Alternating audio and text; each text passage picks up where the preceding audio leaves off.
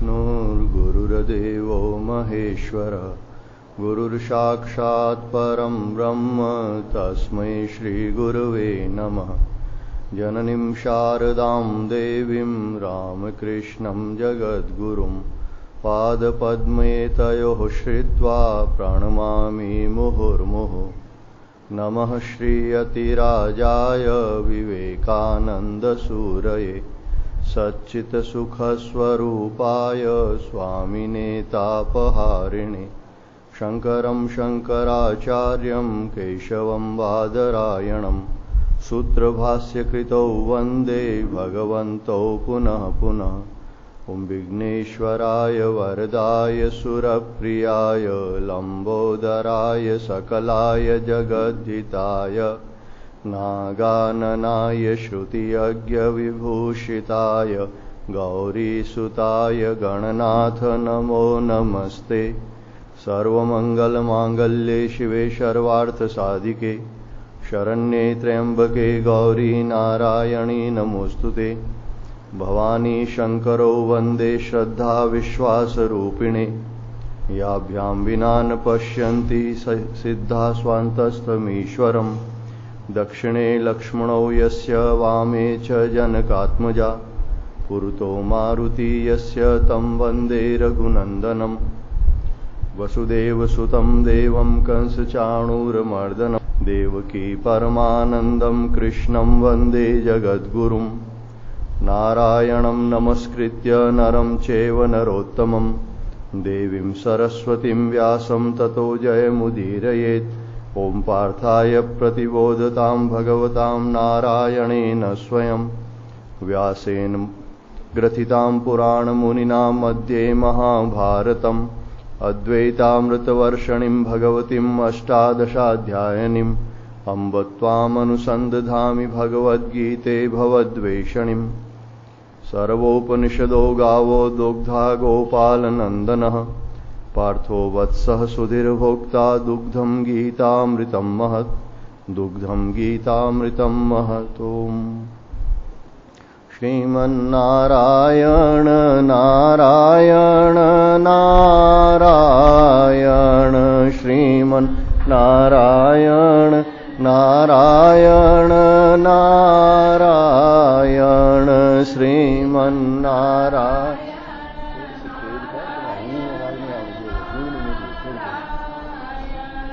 श्रीमन्नारायण नारायण नारायण श्रीमन्नारायण नारायण नारायण श्रीमन्नारायण नारायण नारायण श्रीमन्नारायण नारायण नारायण श्रीमन्नारायण नारायण नारायण श्रीमन्नारायण नारायण नारायण श्रीमन्नारायण नारायण नारायण श्रीमन्नारायण नारायण नारायण श्रीमन्नारायण नारायण नारायण। बोलिए सच्चिदानंद भगवान की जय। वंदनीय संत चरणों में प्रणाम। भगवत स्वरूप भक्तगण, भगवती स्वरूपा मात्र शक्ति, श्रीमद् भगवद गीता त्रयोदश अध्याय। भगवान श्री कृष्ण आत्मज्ञान के सहायक गुणों का वर्णन करते हैं, लक्षणों का वर्णन करते हैं, जिनका पालन करने से देहाभिमान घटता है और देह से विलक्षण जो आत्मा है, जो क्षेत्रज्ञ है, जो परमात्मा का स्वरूप है, उसका बोध होता है, अनुभव होता है। तो ज्ञान के जो साधन हैं उन्हें भी भगवान ने ज्ञान ही कहा है, क्योंकि इन पर चलने से ही ज्ञान होता है। तो कल इसके बारे में जो कुछ चर्चा हुई थी कि जिनमें मान बढ़ाई की इच्छा नहीं है, जिनमें दंभाचरण नहीं है, यानी धर्म का दिखावा नहीं है, पाखंड आदि नहीं है, जो किसी प्राणी को मन से, वचन से, कर्म से कष्ट नहीं देते, अहिंसा का पालन करते हैं, जिनमें क्षमा भाव है, जिन साधक में सरलता है, जिनका मन मुख एक है, हृदय सरल है, जो अपने गुरु की सेवा करते हैं, आचार्योपासनम, और गुरु की आज्ञा का पालन करते हुए साधन करते हैं, जिनमें पवित्रता है, अंदर की बाहर की, अंतःकरण की स्थिरता है, यानी जिन्होंने एक निश्चयात्मक बुद्धि बना रखी है कि मुझे भगवत प्राप्ति ही करनी है, मुझे धर्म के मार्ग पर ही चलना है, इंद्रियां, मन आदि का जिन्होंने निग्रह कर रखा है, मन जिनके वश में है, जहां लगाना चाहते हैं वहीं लगता है, सांसारिक भोगों से जिन्हें वैराग्य है, और जन्म, मृत्यु, व्याधि, वृद्धावस्था, इनमें दुख है, इस प्रकार जो निरंतर चिंतन करते हैं और उसके कारण इस संसार से जिनको वैराग्य हो गया है, पुत्र, स्त्री, धन, ग्रह आदि, इसमें विशेष आसक्ति नहीं, अभिष्वंग नहीं है, यानी बहुत अधिक ममता जिनकी नहीं है, जो प्रिय और अप्रिय की प्राप्ति में सम है, ऐसे पुरुष आत्मज्ञान प्राप्त करते हैं और उनका देहाभिमान है वो क्रमशः घटता जाता है। अब इन्हीं ज्ञान के साधनों को भगवान और आगे कहते हैं, मयि चानन्य योगेन भक्तिरव्यभिचारिणी विवक्त देश सेवित्वम अरतिर्जन संसदी। अब भगवान कहते हैं, मयि चानन्य योगेन भक्तिरव्यभिचारिणी, मुझ परमेश्वर में जिनकी अव्यभिचारिणी भक्ति है और जो अनन्य योग से, यानी जिसके चिंतन में अन्य कोई नहीं है, जिसकी मन और बुद्धि है वो मुझी में लगी हुई है, ईश्वर के अतिरिक्त कहीं भी जिसकी आसक्ति नहीं है, और अव्यभिचारिणी भक्ति कहा है। भक्ति शब्द का अर्थ ही है ईश्वर के प्रति परम प्रेम। सात्वस्मिन परम प्रेम स्वरूपा, देव ऋषि नारद जैसा कहते हैं, ये भक्ति का अर्थ है परमात्मा के प्रति परम प्रेम। उसमें व्यभिचार क्या है? संसार की व्यभिचार है उसमें। जैसे ही हम परमात्मा प्राप्ति के अतिरिक्त संसार की कोई वस्तु, व्यक्ति को प्राप्त करना चाहते हैं, परमात्मा से प्रेम करने के अतिरिक्त संसार के किसी व्यक्ति, वस्तु से विशेष रूप से प्रेम करते हैं केवल उससे सुख प्राप्ति के लिए, सबसे एक समान जो प्रेम है वो तो भक्ति ही है। सब में एक परमात्मा विराजमान है, इसलिए सबके साथ में एक समान प्रेम है, वो तो भक्ति ही है। लेकिन किसी वस्तु, व्यक्ति विशेष से ममता रखना, ये व्यभिचार दोष है, जिसमें कि संसार का चिंतन होता है, ईश्वर का चिंतन नहीं होता। तो भगवान कहते हैं ये जो अव्यभिचारिणी भक्ति योग से जो संपन्न है, यानी ये जो अव्यभिचारिणी भक्ति योग है, ये भी एक ज्ञान का साधन है। भक्ति अपने आप में एक स्वतंत्र साधन भी बताया गया है शास्त्रों में, जो जैसे भक्ति को एक स्वतंत्र साधन बताया है, लेकिन ज्ञान और भक्ति इन दोनों को पूरी तरह से अलग नहीं कर सकते। जो भक्ति योग के साधक है, या जहां भगवान ने 12वें अध्याय में भक्ति के लक्षण बताए थे, उसमें भी ये वैराग्य साथ में आता है। विरक्ति के बगैर, ये ममता आदि के त्याग के बगैर भक्ति भी सिद्ध नहीं होती। और ये जो ज्ञान है, जिसमें कि केवल देह और देही, क्षेत्र और क्षेत्रज्ञ, या आत्मा और अनात्मा, इसका विवेक विशेष रूप से किया जाता है, और देह भाव से ऊपर उठकर अपने आत्म स्वरूप में स्थित होना, ये ज्ञान योग में विशेष साधन है। लेकिन इसमें भी भगवान ने भक्ति का वर्णन किया है कि भक्ति के द्वारा ये ज्यादा आसानी से सध सकता है। इस ज्ञान योग में भी भक्ति का एक विशेष महत्व है, और भगवान के उपदेश की ये विलक्षणता है इस पूरी भगवत गीता में। जहां भी भगवान ने ज्ञान योग का वर्णन किया है, वहां फल रूप में या बीच में भक्ति का वर्णन जरूर किया है, और जहां भी भक्ति योग का वर्णन किया है, वहां पर ज्ञान का वर्णन किया है। 18वें अध्याय में भगवान ने जो ब्रह्मभूत, प्रसन्नात्मा आदि जो कहा है, वो सब ज्ञान योग का जो साधक है, एकांत में वन में रहकर तपस्या करता है, जो ब्रह्म स्वरूप हो जाता है और उसका फल बताया वो पराभक्ति प्राप्त करता है। तो जैसा भगवान श्री रामकृष्ण देव कहते थे कि शुद्ध ज्ञान और शुद्ध भक्ति एक ही है, पराभक्ति और ब्रह्म ज्ञान इन दोनों में कोई भेद नहीं है। इसका अर्थ ही यही है, जो वासुदेव सर्वम, या तो आपके जो इष्ट देव हैं, भगवान वासुदेव कहो, भगवान राम कहो, वो शिव है, या शिव है, जगदम्बा है, वो सभी है, सभी कुछ है, वो ही है। सर्वरूपमयीम देवीम सर्वम देवीमयम जगत अतोहम विश्वरूपाम ताम नमामिम परमेश्वरीम, जैसे मार्कंडेय पुराण में आता है। तो जो आपके इष्ट देव हैं, जो वासुदेव हैं, वो ही सभी में व्याप्त हैं। ये पराभक्ति का स्वरूप है। और शुद्ध ब्रह्म ज्ञान का भी यही स्वरूप है कि सब कुछ है वो ब्रह्म ही है। सर्व खिलवम इदम ब्रह्म, एकमात्र ब्रह्म ही है। तो इन दोनों में तो कोई भेद नहीं है, यहां पर कोई भेद है ही नहीं। लेकिन साधन काल में जरूर थोड़ा सा भेद है कि जो ज्ञान योग का साधक होता है वो विवेक और वैराग्य का विशेष उपयोग करता है। मैं शरीर नहीं हूं, मैं शुद्ध आत्मस्वरूप हूं, इस प्रकार का चिंतन करता है। और जो भक्ति योग का साधक है उसमें श्रद्धा का, विश्वास का, प्रेम का ये भाव विशेष पाया जाता है। वो भगवान के एक रूप के प्रति है, उसकी विशेष आसक्ति होती है, उसका विशेष चिंतन करता है, जब ध्यान करता है। लेकिन ये भक्ति है, ये ज्ञान योग में, राजयोग में, सभी में सहायक है। पतंजलि योग प्रदीप में भी इस भक्ति का वर्णन किया गया है, क्योंकि ये एक सहज रूप से आपकी साधना में सहायता करती है और आपका देहाभिमान सहज रूप से काट देती है। फिर एक और भी बात है कि अलग अलग प्रकार के भक्त और ज्ञानी होते हैं। पूर्व जन्म के उसके जैसे संस्कार होते हैं उसके अनुरूप भी होता है। ये अष्टावक्र जी, जड़ भरत जी, ये दत्तात्रेय जी, ये शुद्ध ज्ञानी हुए जो केवल अपने ब्रह्म भाव में ही रहते थे, आत्म भाव में ही रहते थे। उनमें ये भक्ति का उद्रेक कम देखा गया।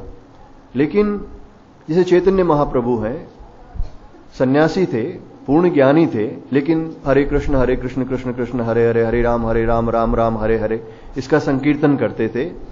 कई जो सन्यासी हैं जो ज्ञान मार्ग के अनुयायी हैं, भगवान शंकराचार्य जी के इस वेदांत के मार्ग के अनुयायी हैं, फिर भी शिव शक्ति की उपासना करते हैं। जैसे नाथ संप्रदाय के गोरक्षनाथ जी वगैरह हैं, इनकी परंपरा में भी लोग प्रायः शिव शक्ति की उपासना करते हैं।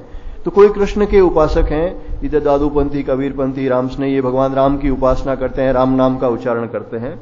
तो कोई लोग राम के भक्त हैं, कोई कृष्ण के भक्त हैं, कोई शिव के भक्त हैं, लेकिन अंततः शिव शक्ति की दोनों की उपासना भी करते हैं। और कई केवल भगवती की उपासना भी करने वाले हुए हैं, जैसे त्रिलिंग स्वामी हैं, श्री रामकृष्ण परमहंस हैं। तो ये सब लोग अंततः इस ब्रह्म तत्व को जानते हैं और इस निर्गुण निराकार भक्ति के साधनों को जानते हैं, सगुण साकार स्वरूप को भी जानते हैं। लेकिन उनका उद्देश्य है, यहां जो 13वें अध्याय में बताया गया है और ये जो ज्ञान के साधन बताए गए हैं उसके अनुरूप उनका उद्देश्य है वो निर्गुण निराकार ब्रह्म की प्राप्ति है। और जो 12वें अध्याय में बताए गए हैं भक्त, उनका उद्देश्य है वो परमात्मा के एक विशिष्ट परम धाम की प्राप्ति है, परमात्मा के एक रूप की प्राप्ति है। तो यहां भगवान जो कहते हैं जो अनन्य योग से अव्यभिचारिणी भक्ति से युक्त है और विवक्त देश सेवित्वम जन संसदीय रति, जो एकांत और शुद्ध देश में रहने का जिसका स्वभाव है, जो व्यक्ति एकांत में रहना चाहता है, एकांत में रहने से हमेशा चित्त प्रसन्न रहता है, ये निश्चित बात है। आत्मज्ञान में ये बहुत सहायक है। इसीलिए पहले लोग जंगल में, किसी नदी के किनारे, किसी गुफा कंदरा में जब ध्यान करते थे और ये उसका स्वभाव बन जाता है। जनसंसदीय अहरति, यानी मनुष्यों की भीड़ भाड़ उसे अच्छी नहीं लगती, भीड़ भाड़ में रहना उसे पसंद नहीं आता। जैसे हमारे संतों में कहते हैं कि घाट बाट और हाट में भजन नहीं होता। अगर किसी घाट पे, नदी के किनारे अगर आप किसी घाट स्नान तो कर सकते हो, हरिद्वार में जाके हर की पेड़ी पे स्नान करना तो ठीक है, लेकिन हर की पेड़ी पे बैठ के आप ध्यान नहीं कर सकते, जप नहीं कर सकते, इतना कोलाहल होता है। और जो बाजार है, हाट है, वहां भी नहीं हो सकती। मेन रोड पे अगर कोई आश्रम आ जाए या कोई अगर कोई मठ हो तो वहां पे जप ध्यान करना बहुत कठिन है, इतना कोलाहल होता है। तो इस प्रकार से जो निर्मल एक शांत स्थान है, शुद्ध स्थान है, जहां पर जलवायु भी है वो निर्मल है और जहां पर जो लोग रहते हैं वो संस्कारित हैं। भगवान भाष्यकार भगवान ने ये कहा है, जन संसदीय अरति के बारे में कहा है कि जो भीड़ भाड़ में रहना पसंद नहीं करता साधक, लेकिन फिर भी भिक्षा के लिए उसको आना होगा बस्ती के अंदर, या जहां रह रहा है उसके आसपास भी अगर कोई बस्ती हो, थोड़ी दूरी पर भी बस्ती हो, तो भी वे लोग ऐसे हों जो संस्कारित हो, जो संस्कारित जन समुदाय है, जो जहां भक्त लोग रहते हैं, जिनके अंदर श्रद्धा विश्वास है, उनके पास रहना ठीक है। जहां कोई दुष्ट व्यक्ति रहते हैं, जहां खान पान खराब है, आसपास में वातावरण दूषित होता है, कई जगह मदिरा की, मांस की दुकानें वगैरह इस प्रकार की कोई जो होती है, अशुद्ध वातावरण होता है, या कहीं हिंसक जानवर, सांप बिच्छू वगैरह बहुत ज्यादा होते हैं, तो वहां फिर शांति से भजन नहीं हो सकता। तो एकांत देश भी हो, पवित्र देश हो, और जहां आसपास में जन समुदाय नहीं हो, और हो तो कम से कम संस्कारित जन समुदाय हो, नहीं तो बहुत अधिक भीड़ रहने से तो भजन होता ही नहीं है। और उसमें भी अगर कोई दुष्ट पुरुष है जो बार बार अशांति पैदा करते हैं, तो वहां फिर भजन बिल्कुल नहीं हो सकता। यहां तक कि संत महात्माओं में भी कहा जाता है कि मन मिले तो गुरु और चेला, नहीं तो अवधू अकेला ही अकेला। गुरु शिष्यों में भी कई बार रामानुजाचार्य जी महाराज जो हुए, परम आचार्य कोटि के महात्मा हुए रामानुजाचार्य, उनके गुरु से उनकी नहीं बनती थी।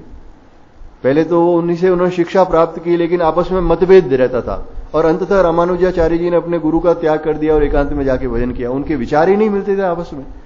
तो भजन करने के लिए, ईश्वर के लिए कहते हैं एकांत में रहना अच्छा है, गुरु के संग में रहना अच्छा है, संत के संग में रहना अच्छा है, सत्संगी लोगों के साथ रहना अच्छा है।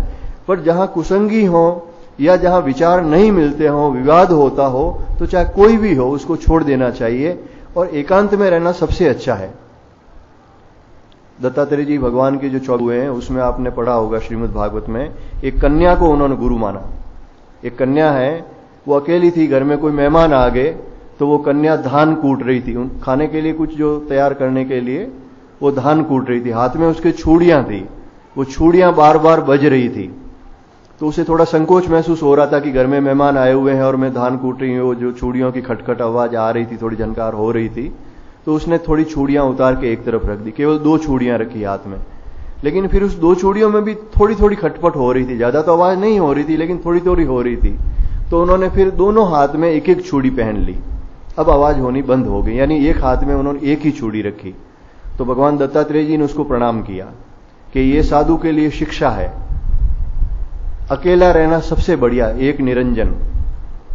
अगर कोई एक निरंजन 2 सुखी कहा है कि मतलब अगर कोई गुरु शिष्य हो और अनुकूल हो तो 2 भी रह सकते हैं, पर एक तो निरंजन ही, क्योंकि वहां खटपट है ही नहीं। आप अपने मन के भाव के अनुरूप ही साधन भजन करो। 2 होने से थोड़ी खटपट की संभावना रहती है, और 3 होने पर ज्यादा, और फिर उससे ज्यादा तो प्राय दुखी होता है, जहां बहुत अधिक लोग इकट्ठे हो जाते हैं। तो जन समुदाय में भगवान कहते हैं जो ये ज्ञान मार्ग का जो साधक है, उसकी जन समुदाय में अरति ही रहती है, हमेशा प्रीति नहीं होती। वो चाहता है कि जहां तक हो सके एकांत में रहकर अपना साधन भजन करे। अध्यात्म ज्ञान नित्यत्वम तत्व ज्ञानार्थ दर्शनम एतत् ज्ञानम इति प्रोक्तम अज्ञानम यत् अथोन्यथा। अध्यात्म नित्यत्वम, अब ये अंतिम श्लोक है, इस साधन जो बताए हैं भगवान ने ज्ञान मार्ग के, जो इतने जो पहले अमानित्वम अदम्भित्वम से शुरू करके जो भगवान ने अभी कहा अनन्य भक्ति और एकांत में रहने का, अब इससे क्या होता है कि ज्ञान वैराग्य बढ़ता है। तो ये अंतिम जो 2 लक्षण कहे हैं, ये निश्चित रूप से परम वैराग्यवान पुरुष के लिए कहे हैं, और इसके बाद में आत्मज्ञान हो ही जाता है। अध्यात्म ज्ञान नित्यत्वम, जो इस आध्यात्म ज्ञान में नित्य स्थित है, यानी एक तो उसकी बुद्धि में ये विवेक जागृत है। अध्यात्म ज्ञान का मतलब होता है आत्मा के संबंध में ज्ञान। तो क्या आत्मा है, क्या अनात्मा है, क्या नाशवान है, क्या अविनाशी है, कहां मुझे प्रेम करना है और कहां प्रेम नहीं करना है, यानी जो अनात्म पदार्थ है, नाशवान पदार्थ है, वहां आसक्ति होने से बंधन होता है। और जो आत्म है, जो भी आत्म संबंधी साधन है, यानी जप ध्यान करना है, पाठ करना है, स्वाध्याय करना है, इससे भगवत प्राप्ति होती है, आत्मज्ञान होता है। इस प्रकार आध्यात्म ज्ञान में जो नित्य स्थित है, यानी उसका विवेक है, वो नित्य जागृत रहता है।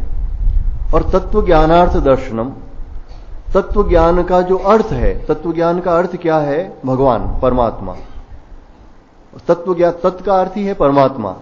जो उस तत्व ज्ञान को ऊपर के कहे हुए सारे साधनों के द्वारा जिसके हृदय में ये तत्व ज्ञान बैठ जाता है कि सभी स्वरूप में एकमात्र परमात्मा ही है, एकमात्र ब्रह्म ही है, ये जो सभी साधनों का फल कहा गया है, तो इस प्रकार के जो साधनों का ऊपर के जो कहे हुए साधनों के द्वारा उसके हृदय में जब ये तत्व ज्ञान स्पष्ट हो जाता है, तो उसके बाद में इस तत्व ज्ञानार्थ को ही देखना, यानी परमात्मा को ही देखना, सर्वभूतों में ईश्वर का दर्शन करना, यही साधन हो जाता है। फिर ज्ञान मार्ग का ये एक तरह से अंतिम साधन है। निज प्रभु में देख ही जगत जो कहा है वो का वो ज्ञान मार्ग में सर्व ब्रह्मात्मकम दृष्टि कहा है। सभी जगह एक ब्रह्म की दृष्टि हो कि एक ब्रह्म के अतिरिक्त जो कुछ दिखाई दे रहा है वो सब माया स्वरूप है और यहां कहीं भी मुझे आसक्ति नहीं करनी है, सब में एकमात्र परमात्मा ही परमात्मा है। इस प्रकार की जो दृष्टि है ये तत्व ज्ञानार्थ दर्शनम है। भगवान श्री रामकृष्ण देव कहते थे कि ब्रह्म को बंद आंख से भी देखना चाहिए और खुली आंख से भी देखना चाहिए। यानी जब ध्यान करते हैं तो ध्यान के समय समाधि अवस्था में आदमी बंद आंख से अपने भीतर हृदय में भगवान का दर्शन करता है, लेकिन वो हर समय बंद आंखें नहीं रख सकता। जब आंखें खोले तभी सबके अंदर परमात्मा विराजमान है।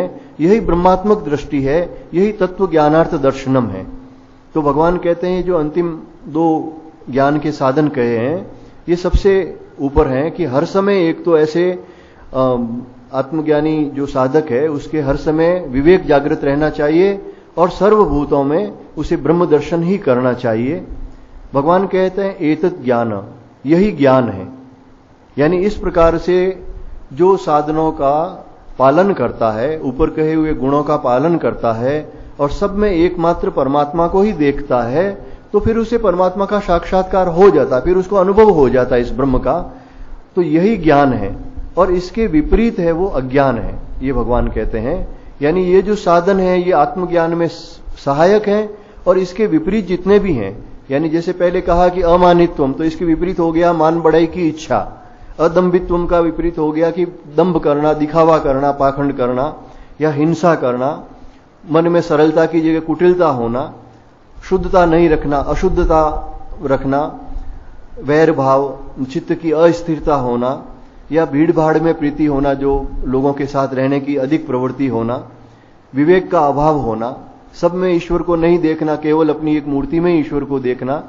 तो ये सारे के सारे जो ऊपर साधन कहे उसके विपरीत हैं और ये जितने भी विपरीत हैं भगवान ने कहा ये अज्ञान है और अज्ञान ही बंधन का कारण है। तो भगवान ने इस अध्याय के पूर्व में जो क्षेत्र और क्षेत्रज्ञ इन दोनों के बारे में बताया। पहले क्षेत्र के बारे में कहा कि ये प्रकृति पंचमहाभूतों आदि से जो बना हुआ उसका विस्तार से वर्णन किया और उसके बाद में परमात्मा क्या है इसका वर्णन करने से पहले भगवान ने परमात्मा प्राप्ति के साधन क्या है ये बताए और इन साधन को ही भगवान ने ज्ञान कहा है और ज्ञान प्राप्ति इसी से होती है, साधना के बगैर ज्ञान प्राप्ति नहीं होती। और इसके विपरीत अगर अपन आचरण करते हैं तो इसे देहात्म बोध है वो दृढ़ होता है और आत्मज्ञान में बाधा पहुंचती है। अब भगवान इस परमात्मा स्वरूप का वर्णन करते हैं। ज्ञेय तत्व क्या है, ज्ञान प्राप्ति के साधन भगवान ने बताए और जो नाशवान पदार्थ है जिससे हमें वैराग्य करना है वो भी भगवान ने बताया। अब भगवान कहते हैं ज्ञेय तत्व क्या है, ये आत्म तत्व परमात्मा तत्व क्या है, इसका वर्णन करते हैं। ज्ञेयम यत्तत् प्रवक्ष्यामि यज्ञात्वामृतमश्नुते अनादिमत् परम ब्रह्म न सत्तन्नासदुच्यते।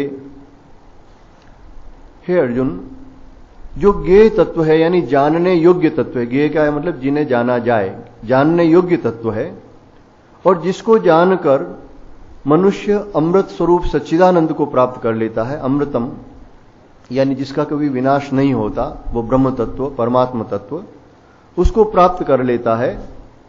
उसको मैं तुझे भली भांति कहूंगा, प्रवक्ष्यामि मैं तुझे कहूंगा, वह अनादिमत है यानी वो अनादि है जिसका आदि कभी भी नहीं कहा जा सकता है। कितनी सृष्टियां उत्पन्न हो गई, कितनी सृष्टियां यहां पर रही और कितनी सृष्टियों का संहार हो गया, समाप्त हो गई, लेकिन ये परमात्मा है वो हमेशा यहां रहे हैं, इसलिए उनको अनादि कहा है। उनकी कब शुरुआत हुई, कब ये परमात्मा पैदा हुए, ऐसा कहीं भी नहीं कहा गया शास्त्र में। तो ये अनादिमत है और सबसे अनादि है। यानी अनादि भी है और अनंत भी है। हमारे शास्त्रों में और भी कुछ चीजों को अनादि कहा गया है, जैसे इस प्रकृति को भी अनादि कहा गया है, जीव को भी अनादि कहा गया है, काल को भी अनादि कहा गया है, लेकिन इनको अनादि शांत कहा है। यानी प्रकृति है, अब ईश्वर कब हुए इसका अगर ज्ञान नहीं है तो जब से ईश्वर हुए तब से ये सृष्टि हो रही है, तो इसका मतलब सृष्टि कब उत्पन्न हुई इसके बारे में भी कोई नहीं कह सकता, इसलिए सृष्टि भी अनादि है। लेकिन सृष्टि है वो अनादि शांत है, यानी वो उसका अंत होता है। अनादि तो है लेकिन उसका अंत होता है, वो नष्ट होती है, फिर नई उत्पन्न होती है, फिर नष्ट हो जाती है। लेकिन परमात्मा एक ऐसे हैं जो नित्य एक रस रहते हैं, जो अनादि भी हैं और अनंत भी है। जीव है, जैसे जीव भी है, वो चेतन अमल सहज सुखराशि कहा गया है, ईश्वर का अंश है और ईश्वर का ही स्वरूप है, इसलिए अविनाशी है।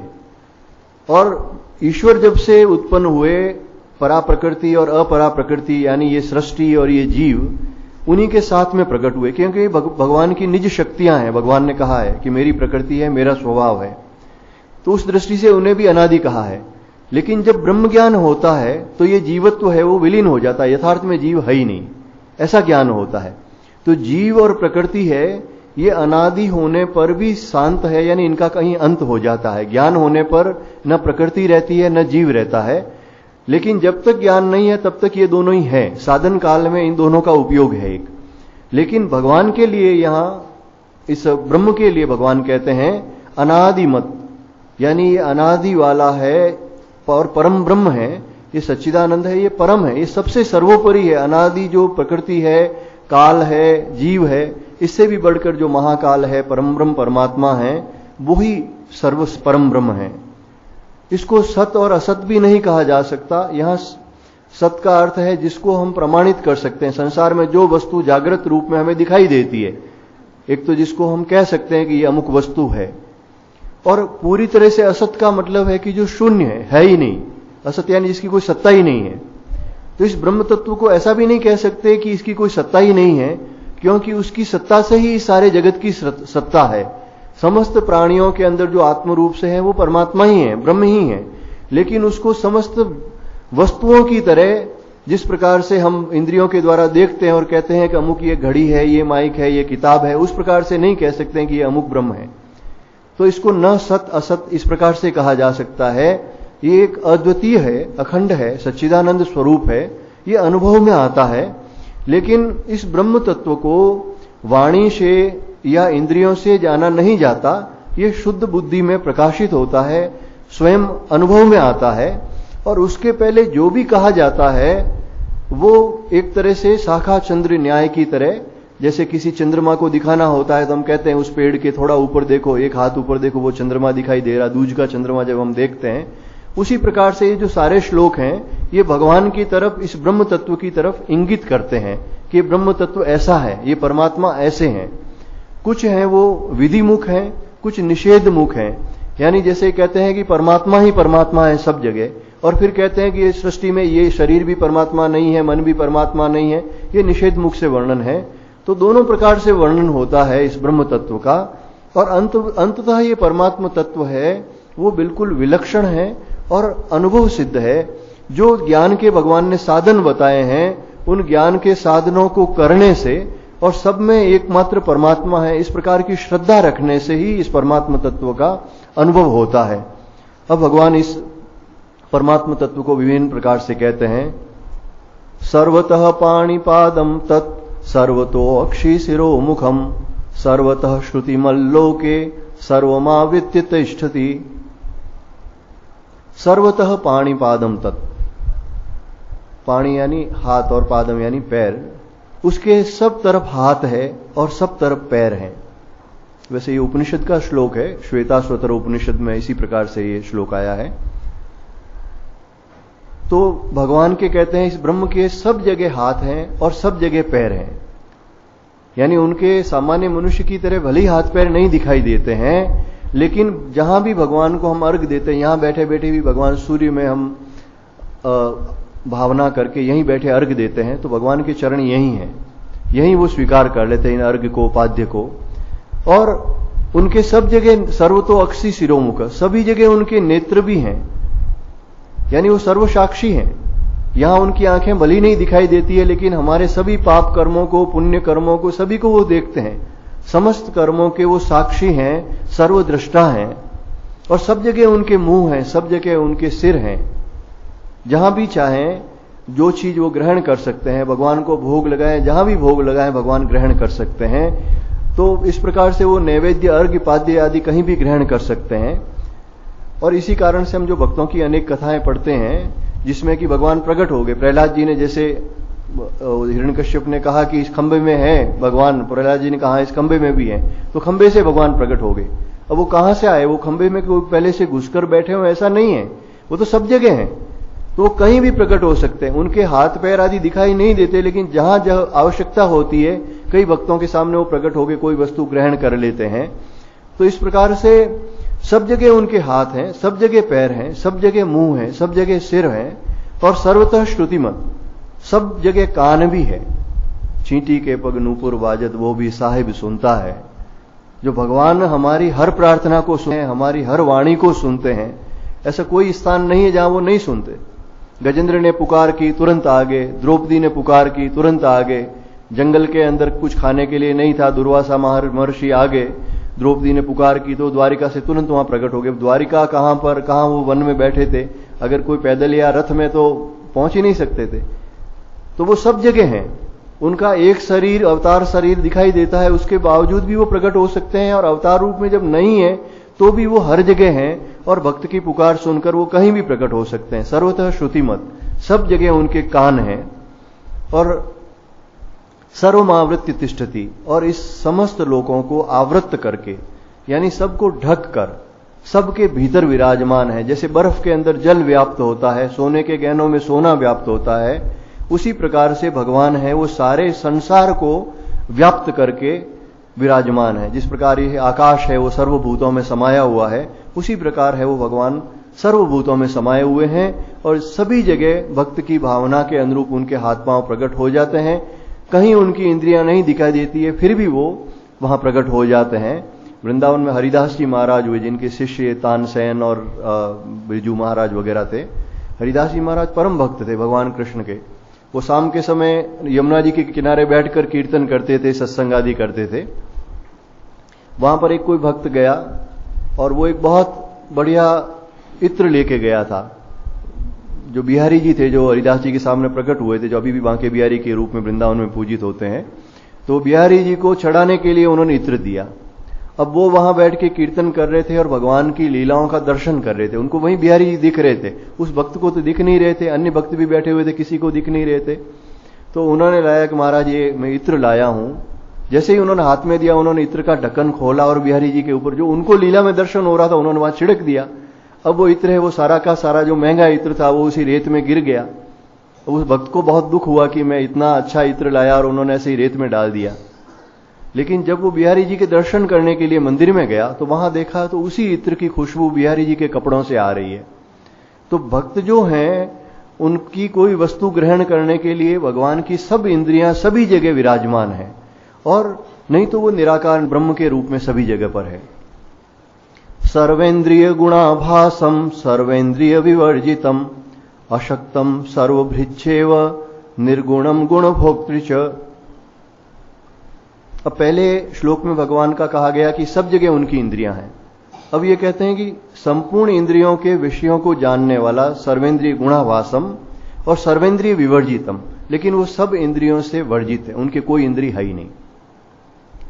सब इंद्रियां नहीं है, फिर भी कहते हैं सर्वेंद्रिय गुणाभासम, यानी समस्त इंद्रियों के जो गुण या जो भोग हैं उन सब को वो बिना इंद्रियों के ही भोग लेते हैं। ये परमात्मा की ही विलक्षणता है। एक ही आधार में विपरीत लक्षण दिखाई देते हैं। जैसे कि मनुष्य के बारे में ये नहीं कहा जा सकता, यही कहा जा सकता है या तो कि उसके दोनों हाथ हैं, या ये कहा जा सकता है कि उसके हाथ नहीं है। हाथ नहीं भी है और हाथों से सब काम करता है, ये बात नहीं कहा जाता। लेकिन यहां भगवान के लिए बात कही जा सकती है कि एक ही आधार में ये सब कुछ है, क्योंकि परमात्मा से ही सृष्टि की उत्पत्ति हुई है।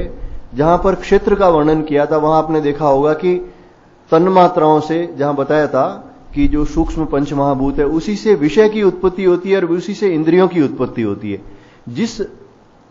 जिस तत्व से शब्द की उत्पत्ति होती है, उसी से सुनने की इंद्र की उत्पत्ति होती है। जिस तत्व से देखने की इंद्र की मतलब यानी इस जो चक्षु है उसकी उत्पत्ति होती है, उसी से रूप की उत्पत्ति होती है।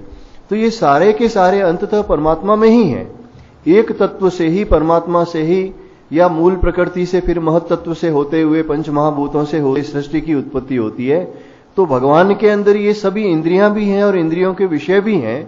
उनको किसी विषय की आवश्यकता नहीं है, किसी इंद्रिय की आवश्यकता नहीं है, और जब जहां चाहे उसकी उत्पत्ति उनकी इच्छा मात्र से, संकल्प मात्र से हो जाती है।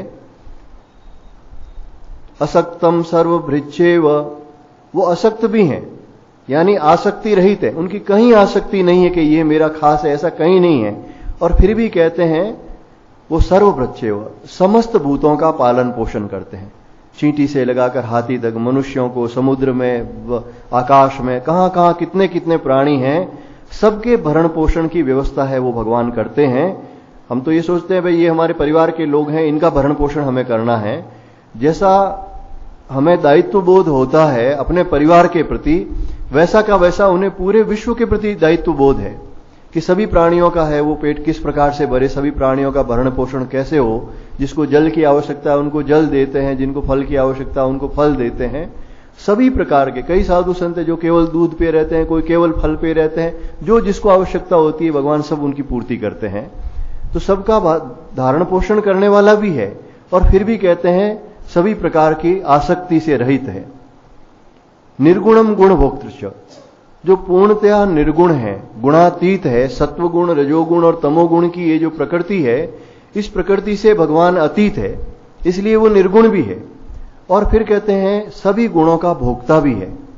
भगवान शिव के लिए एक स्तोत्र में आता है कि भगवान शिव से बढ़कर कोई योगी नहीं और भगवान शिव से बढ़कर कोई भोगी नहीं। किस प्रकार से? सामान्य भोगी की बात नहीं है। यहां कहते हैं भगवान शिव है वो इन समस्त प्रकृति के त्यागी हैं। इस दृष्टि से उनसे बढ़कर कोई योगी नहीं, कोई त्यागी नहीं, और सभी की आत्मा है। तो इस संसार के कितने ही प्राणी, कितनी प्रकार के जो सुख दुख का भोग करते हैं, उन सब के भोगी हैं वो एक तरह से भगवान शंकर ही हैं, शिव ही हैं। तो सबकी आत्मा रूप से कहते हैं वो गुण भोक्तृ हैं और निर्गुण भी हैं। तो और एक दृष्टि और भी है भक्तों की, जो इस प्रकार की भी टीकाएं की गई है कि जो भगवान अवतार ग्रहण करते हैं उस समय भी भगवान हमेशा निर्गुण रहते हैं, सच्चिदानंद स्वरूप में रहते हैं, और उसके बावजूद वो सब कुछ भोगते भी हैं। जैसे भगवान राम हैं, कृष्ण हैं, उन्होंने विवाह भी किया, उनके संतान भी हुए, सब प्रकार की सुख सुविधाओं में भी रहे और जंगल वन में भी रहे, सुख भी देखा, दुख भी देखा, लेकिन भगवान इस सुख दुख से कहीं लिप्त नहीं होते, ये भगवान स्वयं कहते हैं। तो लीला काल में जो सुख दुख में भोक्ता भी दिखाई देते हैं और वास्तव में उससे अतीत भी हैं।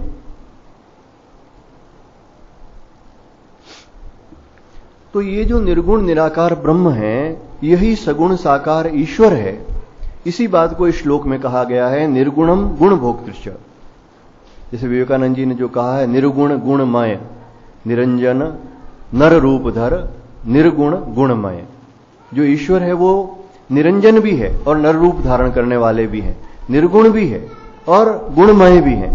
गोस्वामी जी महाराज इसे कहते हैं, जो भगवान के बारे में यहां कहा गया है कि बिना इंद्रियों के भी जो सब सुनते हैं, सब देखते हैं, इसी को गोस्वामी जी महाराज कहते हैं, बिनु पद चलई सुनई बिनु काना, कर बिनु कर्म करई विधि नाना, आनन रहित सकल रस भोगी, बिनु वाणी वक्ता बड़ जोगी, तन बिनु परस नयन बिनु देखा, ग्रहई घ्राण बिनु बास अशेषा।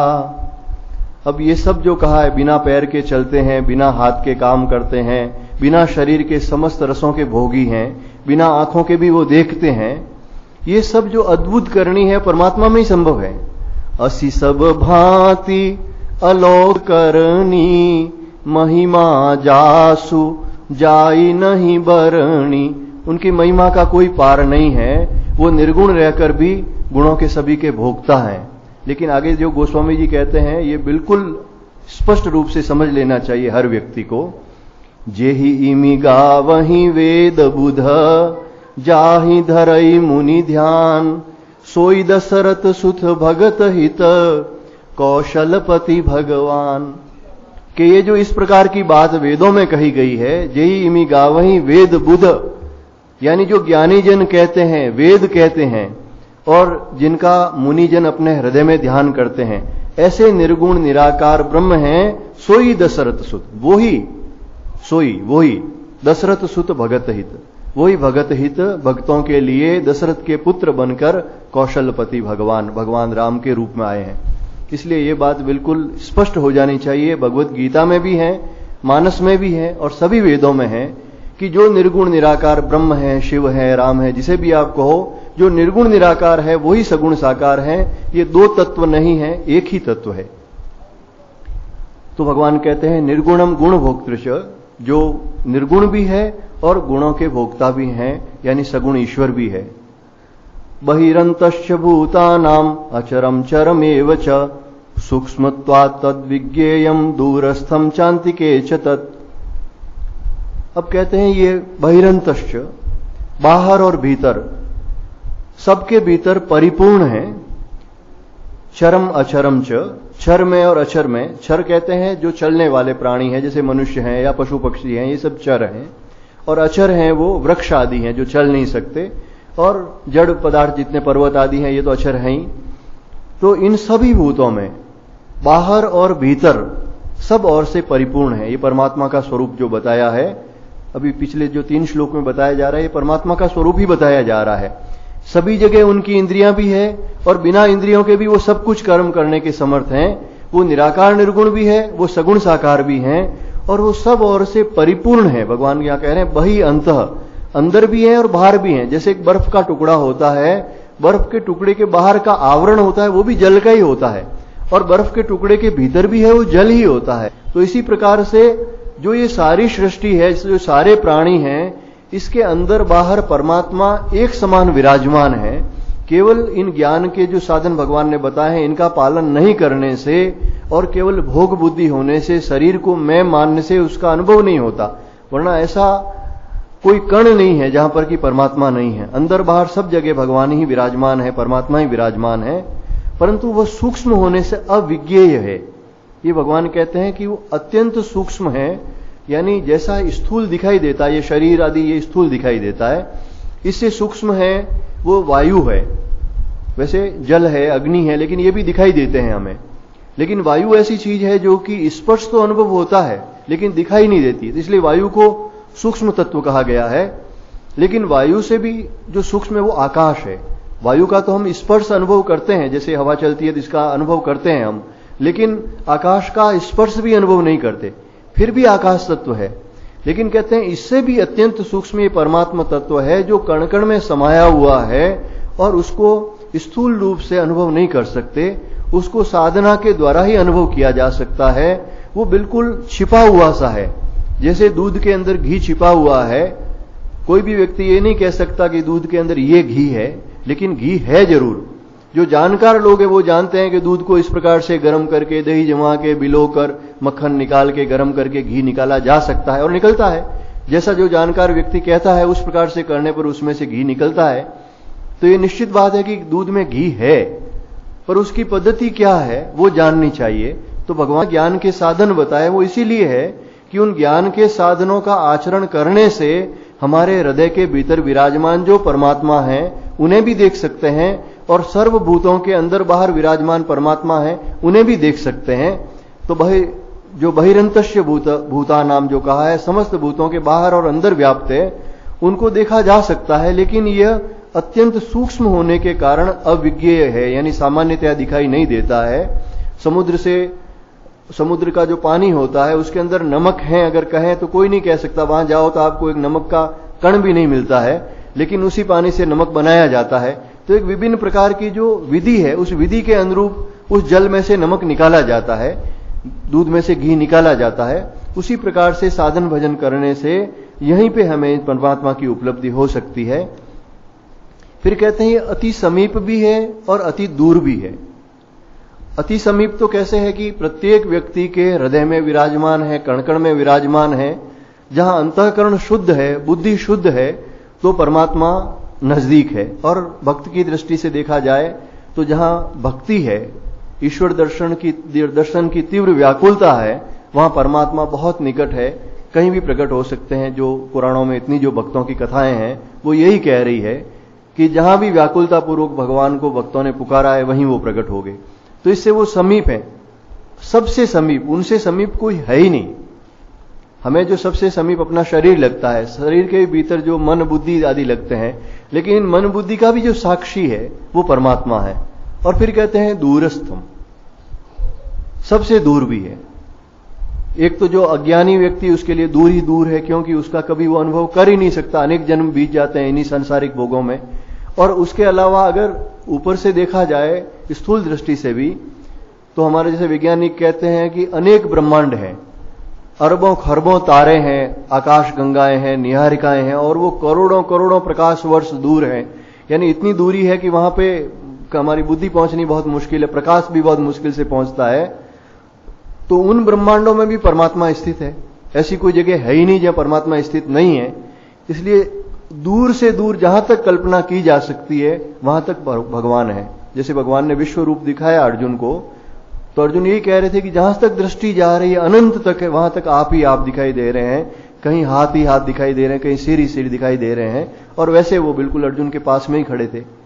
तो दूर से दूर भी वो ही हैं, और पास से पास भी, समीप से समीप भी वो ही हैं। तो ये परमात्मा के ही विलक्षण लक्षण हैं। और अब भगवान के बारे में कहते हैं, अविभक्तम च भूतेषु विभक्तमिव च स्थितम भूतभर्तृ च तज्ञेयम ग्रसिष्णु प्रभु विष्णु च। अविभक्तम च भूतेषु, वो समस्त प्राणियों में अविभक्त है, अखंड है। ये तो ज्ञान अब इतना सुन के शायद हो ही गया होगा कि आत्माएं अलग अलग नहीं है, वो एक अखंड है, एक ही अखंड परमात्मा है, वही आत्मा है। लेकिन कहते हैं अविभक्तम च भूतेषु विभक्तम इव, इव का मतलब होता है विभक्त जैसा दिखाई देता है, विभक्त की तरह दिखाई देता है, विभक्त की तरह स्थित है। शरीर के बोध के कारण, शरीर की उपाधि के कारण ऐसा दिखाई देता है कि ये आत्मा अलग है, ये आत्मा अलग है। ये इस प्रकार जो पशु पक्षी की आत्मा या मनुष्य की आत्मा या इस प्रकार से हम जो कहते हैं, ये विभक्त की तरह दिखाई देता है, विभक्तम इव। लेकिन वास्तव में भगवान कहते हैं अविभक्तम, ये अविभक्त ही है, एक अखंड आकाश की तरह ही है। जो प्रसिद्ध उदाहरण है घटाकाश मठाकाश का, कि इस आकाश के बीच में एक घड़ा रख दिया जाए तो घड़े के भीतर जो आकाश है वो भी उस महाआकाश का ही एक हिस्सा है। लेकिन हमें अलग अलग लगते हैं, 10 घड़े रख दिए जाते हैं, कहते हैं ये इस घड़े का आकाश है, ये इस घड़े का आकाश है, ये इस घड़े का आकाश है। पर आकाश कभी खंडित नहीं। अगर उन घड़ों को फोड़ दिया जाए तो घड़ों का आकाश उस महाकाश में मिल जाता है, ऐसा कहा जाता है। पर न तो आकाश कभी खंडित हुआ और न कभी घड़ों का आकाश उसमें मिला, केवल ऐसा दिखाई दे रहा था। तो वैसे ही शरीर के बोध के कारण अलग अलग आत्माएं दिखाई देती है, पर अलग अलग आत्माएं नहीं होकर एक ही परमात्मा सभी शरीरों के अंदर और शरीरों के बाहर भी, अंतः बहिरंतश्च जो कहा, अंदर और बाहर चारों तरफ एक अखंड परमात्मा ही विराजमान है। और वो जो परमात्मा है वो ही जानने योग्य है, ज्ञेयम, जानने योग्य ब्रह्म वही है जो अखंड परमात्मा जिसे कहा गया है। हमारे इष्ट देव कोई भी हो, लेकिन ये निश्चित रूप से ज्ञान होना चाहिए कि जो हमारे इष्ट देव हैं वही ब्रह्म स्वरूप से सारी सृष्टि में व्याप्त हैं। और भूत भर्तृ ग्रसिष्णु प्रभु विष्णु, ये जो 3 शब्द कहे हैं भगवान ने, वो ही ब्रह्म जो जानने योग्य परमात्मा है, वो ही समस्त भूतों का धारण पोषण करता है। इसका अर्थ क्या हुआ कि जो विष्णु रूप में जिसे कहा जाता है वो भी वही परमात्मा है जो समस्त प्राणियों का पोषण करते हैं। कहा जाता है भगवान विष्णु है, वो पालन करते हैं। तो धारण पोषण करने वाले, पालन करने वाले जो भगवान विष्णु हैं वो यही ब्रह्म है। फिर ग्रसिष्णु, ग्रसिष्णु है जो सबका ग्रास कर लेते हैं प्रलय काल में। इन्हीं को रुद्र कहा गया है, शंकर कहा गया है कि भगवान महेश रूप में, रुद्र रूप में सारी सृष्टि का प्रलय करते हैं। तो कहते हैं यही जानने योग्य परम तत्व ब्रह्म है, वही रुद्र रूप से सबका संहार करते हैं। और प्रभ विष्णु जो जिनसे सभी प्रभव होते हैं यानी उत्पन्न होते हैं, यानी ब्रह्मा जी। तो ये जो ब्रह्मा जी के रूप में सृष्टि को उत्पन्न करने वाले हैं, जो विष्णु के रूप में सबका पालन पोषण करने वाले हैं और रुद्र के रूप में सबका संहार करने वाले हैं, वो तीनों एक ब्रह्म ही हैं और वही जानने योग्य परमात्मा है। तो भगवान के बारे में ये अलग अलग प्रकार से यही बताया गया कि वही निर्गुण है, वही सगुण है, वही ब्रह्मा विष्णु महेश है। इसमें मतलब इन भगवत गीता में भगवान ने बहुत स्पष्ट तरीके से बता दिया है कि ये भेद कभी भी नहीं करना चाहिए कि शिव बड़े हैं या विष्णु बड़े हैं। कोई अर्थ ही नहीं है, क्योंकि एक ही तत्व है, एक ही ब्रह्म है, जो विष्णु रूप में भी है और शिव रूप में भी है। ब्रह्मा विष्णु महेश भी एक ही है और निर्गुण ब्रह्म और सगुण साकार ईश्वर भी एक ही है। ज्योतिषामपि तज्ज्योतिस्तमसः परमुच्यते ज्ञानम ज्ञेयम ज्ञानगम्यम हृदि सर्वस्य वेष्टितम। अब भगवान कहते हैं यह ज्योतियों की भी ज्योति है। ज्योतिषामपि तज्ज्योति, समस्त ज्योतियों की, संसार में जितनी भी ज्योति है, यानी जो सूर्य की ज्योति है जो दिन में दिखाई देती है, जब सूर्य अस्त हो जाता है तो चंद्रमा की ज्योति दिखाई देती है। जब अमावस्या आदि के समय चंद्रमा नहीं होते या कृष्ण पक्ष की रात्रि में जब चंद्रमा देरी से उदित होते हैं तो कुछ कुछ प्रकाश इन तारों का भी होता है, इनकी भी एक ज्योति है। वो नहीं होते तो अग्नि जलाते हैं, दीपक जलाते हैं या जो बल्ब जलाते हैं, तो ये अग्नि की ज्योति है। और जहां ये ज्योतियां भी नहीं होती है तो वहां पर जैसे आप स्वप्न अवस्था में, निद्रा अवस्था में स्वप्न देखते हैं, तो संसार में तो कोई भी वस्तु हम देखते हैं तो उसके लिए प्रकाश चाहिए। बिना प्रकाश के अंधेरे में हम कुछ नहीं देख सकते। लेकिन आंखें बंद होती है, सभी बिजली वगैरह सब बंद होते हैं, उसके बावजूद भी आप स्वप्न देखते हैं। तो वो कौन सी ज्योति में स्वप्न देखते हैं? वही आत्म ज्योति है जो हमारे भीतर विराजमान है। उसी आत्म ज्योति के अंतर्गत मन कार्य करता है, उस नई सृष्टि की उत्पत्ति करता है जिसे स्वप्न कहा जाता है, और उसी स्वप्न को हम देखते हैं। लेकिन इन सारी ज्योतियों के पीछे जिसकी ज्योति है, जिनसे ये सारी ज्योतियां ज्योति को प्राप्त करती है, वो कहते हैं कि परमात्मा ही है, वो ब्रह्म ही है। ज्योतिषाम अपि ज्योति, जो ज्योतियों की भी ज्योति है और जो अंधकार से परे है। तमसः पर, अंधेरे से भी परे है, क्योंकि जहां ज्योति होती है वहां अंधकार हो नहीं सकता। और दूसरी दृष्टि से कहें तो ये पूर्णतया ज्ञान स्वरूप है। जहां परमात्मा है वहां अज्ञान टिक नहीं सकता। जहां रामतः काम नहीं जो कहा है, या जहां अंधेरा है वहां प्रकाश नहीं है, जहां प्रकाश है वहां अंधेरा नहीं रह सकता। तो ये ज्योतियों की ज्योति भी है और माया से अत्यंत परे है, अज्ञान अंधकार से अत्यंत परे है। कठोपनिषद और श्वेताश्वतर उपनिषद दोनों में एक श्लोक आता है, न तत्र सूर्यो भाति न चंद्र तारकम नेमा विद्युतो भांति कुतो अन्यमग्निः तमेव भांतम अनुभाति सर्वम तस्य भासा सर्वमिदं विभाति। उसको सूर्य प्रकाशित नहीं कर सकता, उस ब्रह्म तत्व को सूर्य प्रकाशित नहीं कर सकता, क्योंकि ब्रह्म से ही वो सूर्य प्रकाशित होता है। चंद्रमा उसको या तारे उसको प्रकाशित नहीं कर सकते, क्योंकि उसी से वो प्रकाश ग्रहण करते हैं। विद्युत उसको प्रकाशित नहीं कर सकती, जो ये बिजली चमकती है, क्योंकि ये बिजली भी उसी की सामर्थ्य से चमकती है। तो फिर अग्नि तो उसको प्रकाशित कर ही कैसे सकती है? यानी उससे भी बड़ी ज्योतियां सूर्य आदि उनको प्रकाशित नहीं कर सकते, तो अग्नि उसे कैसे प्रकाशित कर सकती है? तमेव भांतम अनुभाति सर्वम, उसके चमकने से ही, उसकी शक्ति से ही ये सभी कुछ चमकते हैं। सभी के अंदर जो प्रकाश है वो उन्हीं का है। तस्य भासा सर्वमिदं विभाति, उन्हीं के प्रकाश से सभी लोग प्रकाश प्राप्त करते हैं, सभी लोग चमकते हैं। उन्हीं के अनुभव से, उन्हीं के ज्ञान से समस्त प्राणियों में जो ज्ञान आता है, जो चेतना आती है, वो उन परमात्मा से ही आती है। तो वो ज्योतियों से भी ज्योति, वो परम ज्योति है, ज्योतियों की भी ज्योति है, अंधकार से परे है, और वो बोध स्वरूप है। ज्ञानम ज्ञेयम ज्ञान गम्यम, वो ज्ञान स्वरूप है। परमात्मा जो है सारे ज्ञान उनमें समाये हुए हैं, या यूं को उन्हीं से सारे ज्ञान आते हैं। कोई भी नया आविष्कार होता है, कोई वैज्ञानिक जैसे होता है और उसे कोई नया आविष्कार करना है तो वो सोचता है, मन को एकाग्र करता है, और एकाग्र करके चिंतन करते करते कई वर्षों में मन की एकाग्रता के कारण उसकी बुद्धि में वो ज्ञान प्रकाशित होता है। वो ज्ञान आता कहां से है? उन्हीं परमात्मा से आता है। मन एकाग्र होने से, शुद्ध होने से ज्ञान है वो बुद्धि में प्रकाशित होता है, क्योंकि सभी प्रकार का जो ज्ञान है उन परमात्मा में ही है। लेकिन यहां जो ज्ञानम शब्द का अर्थ आत्मज्ञान या ब्रह्म ज्ञान से है, तो ये जो आत्मज्ञान, ब्रह्म ज्ञान, परमात्मा का स्वरूप जो है, बोध स्वरूप है, यही ज्ञेयम कहा गया है, यानी यही जानने योग्य है। मनुष्य जीवन का एकमात्र उद्देश्य है इन परमात्मा को जानना है, ईश्वर को जानना है, ब्रह्म को जानना है। और ये जो ज्ञान है ये परमात्मा का स्वरूप ही है। जो ब्रह्म ज्ञान है, आत्मज्ञान कहा, यानी सब कुछ एकमात्र परमात्मा ही है। ये ज्ञान है, यही परमात्मा का स्वरूप है और यही ज्ञेयम है, यानी यही जानने लायक है संसार में, यही जानने योग्य है। इसको जानकर फिर सब कुछ जाना जा सकता है। लेकिन कहते हैं ये हो सकता है कि इसको जाने कैसे, ये बहुत कठिन है जानना, इसलिए कहते हैं ज्ञान गम्यम भी है, यानी इसको जाना जा सकता है।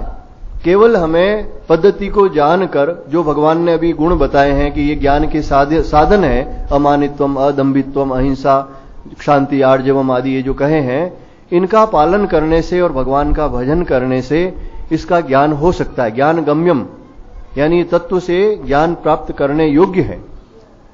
तो जैसे हम साधन भजन करते हैं तो उसके द्वारा इसका ज्ञान होता है और सबके हृदय में स्थित है। सर्वस्य हृदय विष्टितम, हृदय जो कहा जाता है वैसे इसका अर्थ कोई भौतिक रूप से जो जिसे हृदय कहते हैं वो नहीं है, लेकिन इसी के पास में ध्यान करने की दृष्टि से तो नाभि से 10 अंगुल ऊपर जो हृदय का स्थान कहा जाता है, जो वक्षस्थल से नीचे, यहां ध्यान करना चाहिए। कहते हैं यहां भगवान का निवास है।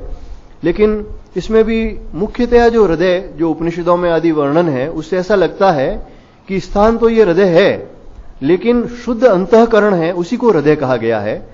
यानी हम अपने वक्षस्थल के बीच में ध्यान करेंगे, लेकिन अगर अंतःकरण शुद्ध नहीं, अगर कर्म शुद्ध नहीं है, ये जो ज्ञान के साधन है इसमें अगर हम स्थित नहीं होते, जो भक्तों के गुण है उसमें अगर हम स्थित नहीं होते, तो यहां ध्यान करने पर भी कुछ भी उपलब्ध नहीं होता, एक अंधेरा ही दिखाई देता है। तो ये जो शुद्ध हृदय कहा गया है वो हमारी शुद्ध बुद्धि है, शुद्ध अंतःकरण है, जो सत्कर्मों के द्वारा ईश्वर का भजन करने से और ईश्वर के दर्शन की तीव्र व्याकुलता होने पर हमें ये इस हृदय का अनुभव होता है और इस हृदय में भगवान के दर्शन होते हैं। जैसा भगवान श्री रामकृष्ण देव कहते थे कि भक्तों का हृदय है वो भगवान का बैठक खाना है। जैसे कोई व्यक्ति होता है नहीं, कहते हैं अमुक की बैठक वहां पर है, उस दुकान पर मिलेगा वो व्यक्ति या उस घर में मिलेगा, बैठक खाना होता है नहीं, वैसे ही कहते हैं जो भक्तों का हृदय है, जो इन भक्तों के गुणों का जो पालन करते हैं, जिनका हृदय निर्मल है, ईश्वर का जो भजन करते हैं, सत्कर्म करते हैं, उनके हृदय में भगवान आकर विराजमान हो जाते हैं। उनका बैठक खाना, यानी वहीं भगवान पाए जाते हैं, प्रायः पाए जाते हैं जहां उनकी बैठक होती है। यानी भगवान विशेष रूप से भक्तों के शुद्ध अंतःकरण में पाए जाते हैं। इति क्षेत्रम तथा ज्ञानम ज्ञेयम चोक्तम समासतः मद्भक्त एतद्विज्ञाय मद्भावायोपपद्यते। अब भगवान ने जो पहले श्लोक से लगाकर इस 17वें श्लोक तक जो कुछ कहा है, इस प्रकार है अर्जुन, यह क्षेत्र, क्षेत्र मतलब जो इदम शरीरम क्षेत्रम जो सबसे पहले कहा, यह शरीरी क्षेत्र है, और यह ज्ञान यानी जो ज्ञान के साधन जो भगवान ने कहा, अमानित्वम, अदम्भित्वम आदि, ये ज्ञान के साधन, और ज्ञेय यानी जानने योग्य परमात्मा तत्व, जो भगवान ने कहा निर्गुण भी है, सगुण भी है, ब्रह्मा विष्णु महेश स्वरूप भी है, जिसकी सब इंद्रियां है भी सही और बिना इंद्रियों के भी है, ये ब्रह्म तत्व। ये 3 चीजें आ गई, क्षेत्र, ज्ञान के साधन और जानने योग्य परमात्मा तत्व। भगवान कहते हैं ये मैंने तुझे संक्षेप से कहा है, ये 17 श्लोक में जो मैंने तुझे संक्षेप में कहा है, मेरा भक्त इसको तत्व से जानकर मेरे स्वरूप को प्राप्त हो जाता है। यानी इस प्रकार से जो भगवान ने कहा है, ये जो अगर आप हृदय में धारण कर लें कि ये जो क्षेत्र है, ये शरीर और संसार है, नाशवान है, इसके भीतर विराजमान एक अखंड चेतन तत्व है, वही परमात्मा है, और ज्ञान के जो साधन कहे गए हैं उन साधनों को करने से इनका अनुभव होता है। तो इस प्रकार का ज्ञान हो जाने से और इस प्रकार अनुभव करने से भगवान कहते हैं वो भक्त मेरे स्वरूप को प्राप्त हो जाता है, उसे तत्व ज्ञान, ब्रह्म ज्ञान हो जाता है, मेरा दर्शन हो जाता है।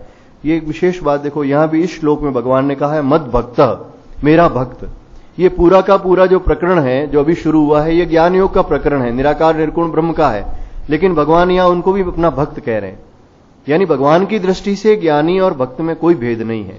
जो निर्गुण निराकार के मार्ग से जाए या सगुण साकार के मार्ग से जाए, भगवान उनको भी अपना भक्त ही कहते हैं। भक्त में और ज्ञानी में ये केवल साधन की दृष्टि से ऊपर से भेद दिखाई देता है, यथार्थ में उनमें कोई भेद नहीं, और भगवान की दृष्टि से बिल्कुल ही भेद नहीं है। जड़ भरत जी जो थे, आपने भागवत में से पढ़ा होगा, वो निर्गुण निराकार ब्रह्म के उपासक थे, अपने ब्रह्म भाव में ही रहते थे, वो कोई पूजा आदि नहीं करते थे, यहां तक कि वो ब्राह्मण थे, यज्ञोपवीत भी नहीं रखते थे, बचपन से ही जैसे किसी मूर्ख की तरह या पागल की तरह घूमते थे, किसी प्रकार का संध्या वंदन मंत्र आदि कुछ भी नहीं करते थे, वो अपने नित्य ब्रह्म भाव में रहते थे। लेकिन ऐसे जड़ भरत जी को भी जब भगवती के सामने बलि के लिए कोई दुष्ट लोग ले गए, कोई डाकू लोग ले गए, तो भगवती तुरंत प्रकट हो गई और उन्होंने उन डाकुओं को मार दिया। भगवती ने कहा ये मेरा भक्त है, ये भगवान नारायण का भक्त है या मेरा भक्त है, बात वही है, ये भगवान का भक्त है। तो सगुण साकार ईश्वर है और वो निर्गुण निराकार का भक्त है, लेकिन भगवान की दृष्टि से कोई भेद नहीं है। जो ज्ञानी है और भक्त है दोनों एक ही है। तो यहां भी भगवान कह रहे हैं मेरा भक्त इस प्रकार से इन ज्ञान योग के साधनों को भी करके मेरे ही तत्व को प्राप्त होता है, मेरे स्वरूप को प्राप्त हो जाता है। अब आगामी सत्संग में इससे आगे की बात। श्री कृष्ण गोविंद हरे मुरारे, श्री कृष्ण गोविंद हरे मुरारे, हे नाथ नारायण वासुदेव, हे नाथ नारायण वासुदेव। श्री कृष्ण गोविंद हरे मुरारे, श्री कृष्ण गोविंद हरे मुरारे, हे नाथ नारायण वासुदेव, हे नाथ नारायण वासुदेव। गोविंद जय जय, गोपाल जय जय, गोविंद जय जय, गोपाल जय जय। राधा रमण हरि गोविंद जय जय, राधा रमण हरि गोविंद जय जय। गोविंद जय जय, गोपाल जय जय, गोविंद जय जय, गोपाल जय जय। राधा रमण हरि गोविंद जय जय, राधा रमण हरि गोविंद जय जय। बोलिए सच्चिदानंद भगवान की जय, सियावर रामचंद्र भगवान की जय, श्री कृष्णचंद्र भगवान की जय, श्री रामकृष्ण भगवान की जय, समस्त संत महात्माओं की जय। नमः पार्वती पतये, हर हर हर महादेव। काशी विश्वनाथ की जय। ओम शांति शांति।